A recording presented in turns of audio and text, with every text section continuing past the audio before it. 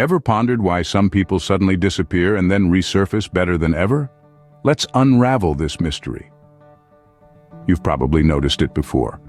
A friend, a colleague, or a celebrity slips off the radar, then returns, seemingly out of nowhere, with a new sense of purpose, a fresh perspective, or an entirely new persona.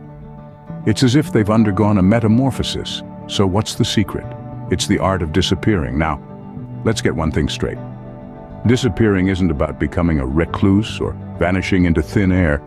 It's about consciously stepping away from the constant bombardment of distractions, the incessant hum of social media, the relentless pursuit of validation. It's about creating a quiet space to focus solely on yourself, your thoughts, your aspirations, and your personal growth.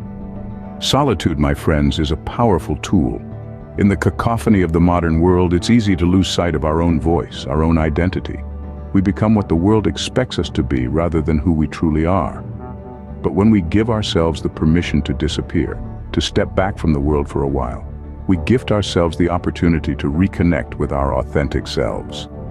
This self-imposed isolation isn't about running away from problems, but rather about standing up to them, facing them head-on. It's about taking the time to reflect on our life, to identify the aspects we wish to change, and to plan for our personal transformation. The art of disappearing is about stepping out of the spotlight, to recalibrate, to reassess, and to reinvent. It's about understanding that there's no shame in taking a break, in admitting that we need time to heal, to grow, to evolve. It's about embracing the silence, the solitude, and turning it into a catalyst for change. So the art of disappearing isn't about vanishing from existence, but rather about creating a space to focus on self-improvement. It's about understanding that sometimes the best way to move forward is to take a step back, to retreat into the shadows, and to emerge stronger, wiser, and better than ever. What does it mean to reinvent yourself? Is it just about a new haircut or a completely new mindset? Reinvention. A word that often paints a picture of a remarkable transformation, but what does it really entail? It's not simply about altering your physical appearance or switching up your wardrobe. No, reinvention is a much deeper process. It's about changing your habits, your behaviors, and your thoughts. Think of yourself as a sculptor, and your life as a block of marble. The sculptor doesn't merely slap on a new coat of paint and call it a day. The sculptor chips away, bit by bit, at the marble, refining and reshaping it into something new, something better. That's what reinventing yourself is like. It's an ongoing process of refinement and transformation. But how do you start? Well, the first step is to identify the habits and behaviors that are holding you back. These are the rough edges that need to be chiseled away. Replace these negative habits with positive ones. It could be as simple as replacing a habit of procrastination with a habit of productivity, or as complex as shifting your entire perspective on life. Next, embrace the power of continuous learning. The world is constantly evolving, and if you want to stay relevant, you need to evolve with it. Expand your knowledge, learn new skills, and keep yourself open to new experiences. Remember, the more you learn, the more tools you have to sculpt your life. Finally, understand that change is inevitable. It's a part of life. Embrace it, don't resist it. When you resist change, you stagnate. When you embrace change, you grow. And growth is the essence of reinvention. Let's not forget, reinvention isn't a one-time event. It's a journey, a perpetual process of self-improvement and personal growth. It's about continually striving to become the best version of yourself, not for anyone else, but for you.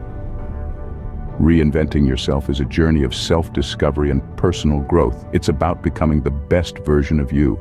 Wonder how successful people start their day? Let's dive into the Huberman morning routine.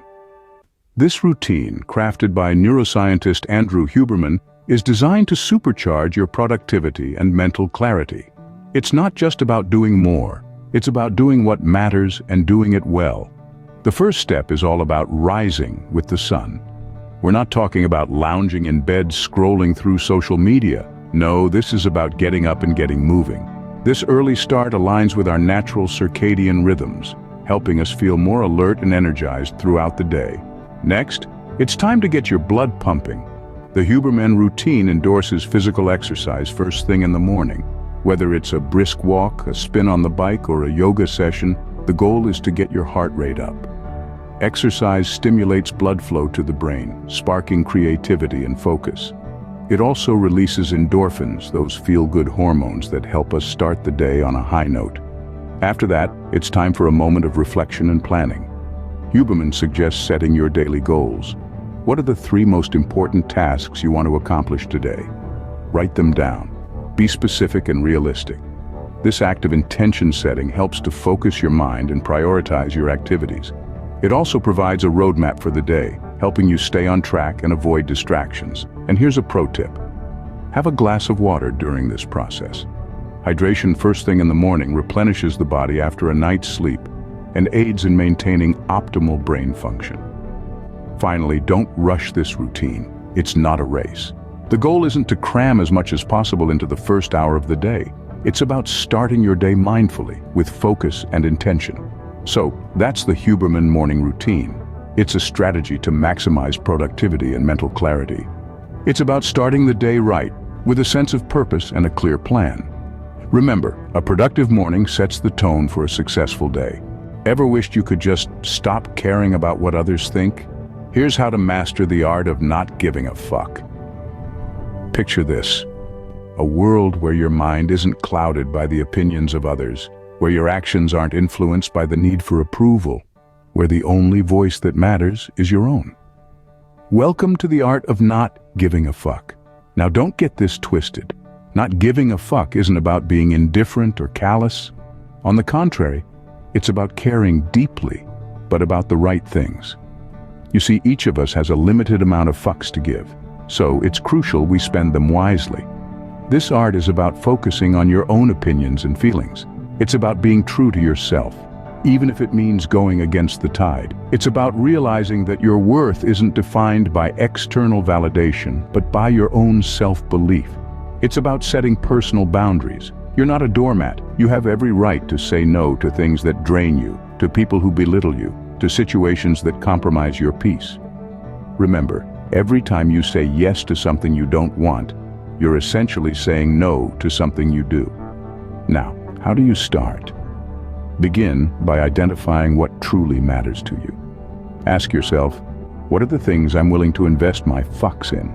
It could be your dreams, your relationships, your peace of mind. Once you have these in sight, it becomes easier to let go of the rest. And then there's self-care. Prioritize it. Make time for activities that rejuvenate you. Whether it's reading a book, taking a walk, or just sitting in silence, do it. Because when you take care of yourself, you're less likely to seek validation from others. So, here's the deal. You have the power to decide what deserves your attention and what doesn't. You have the power to choose whose opinions matter and whose don't. You have the power to live your life on your own terms. In the grand scheme of your life, your opinion matters the most. So don't waste your fucks on trivial matters. Scene, script. Are you a master of, I'll do it later? Let's tackle the beast of procrastination. Procrastination, that gnarly beast that gets the best of us, is not a symptom of laziness. It's a complex psychological challenge that results from the fear of failure, the fear of success, or even the fear of taking control of your own destiny. It's the gap between intention and action, and it can be a massive hindrance to productivity and progress. How do we slay this beast? The first step is understanding. Recognize that procrastination isn't about your ability to manage time, but rather your ability to manage emotions. The tasks you're postponing aren't necessarily difficult or time-consuming, but they bring on feelings of anxiety, boredom, or insecurity. Now let's arm ourselves with tactics. To start, break your tasks into manageable parts. A mountain is intimidating, but a series of small hills, much less so. This method, known as chunking, makes an overwhelming task seem less daunting and more achievable. Each small victory pushes you closer to your goal and fuels your motivation to keep going. Next, set yourself realistic goals. Ambitious targets can be inspiring, but they can also feel impossible to reach, causing you to freeze up and postpone action. Instead, aim for progress, not perfection. Small, consistent steps forward are the key to long-term success. Lastly, reward your progress. Celebrate each milestone, however small. This could be a 5-minute break to enjoy a cup of tea, a short walk, or even a sweet treat. Rewarding yourself not only makes the process more enjoyable, but also reinforces the positive behavior of taking action. Remember, it's okay to ask for help. If you're struggling with procrastination, reach out to a mentor, a coach, or even a trusted friend. They can provide support, perspective, and practical strategies to help you move forward. Remember, procrastination is not about laziness, but about fear. Overcome your fear, and you'll conquer procrastination.